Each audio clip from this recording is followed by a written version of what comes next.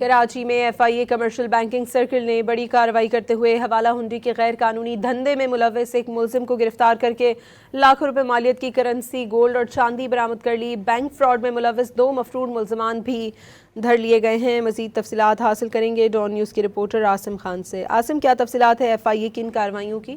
کراچی میں F I A commercial banking circle نے بڑی کارروائی کی ہے۔ حوالہ ہنڈی میں ملوث ملزم کو گرفتار کر لیا ہے، جس سے لاکھوں روپے کی کرنسی، سونا اور چاندی برآمد کر لی گئی ہے۔ بینک فراڈ میں ملوث 2 مفرور ملزمان بھی دھر لیے گئے ہیں۔ کراچی میں F I A commercial banking circle نے بڑی کارروائی کرتے ہوئے حوالہ ہنڈی کے غیر قانونی دھندے میں ملوث ایک ملزم کو گرفتار کر لیا ہے، جس کے قبضے سے لاکھوں روپے مالیت کی کرنسی، گولڈ اور چاندی برآمد کی گئی ہے۔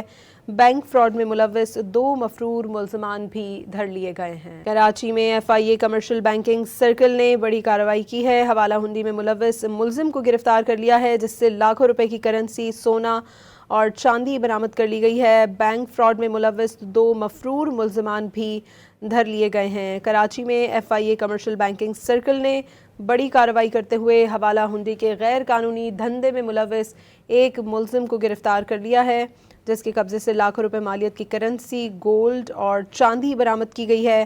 بینک فراڈ میں ملوث 2 مفرور ملزمان بھی دھر لیے گئے ہیں۔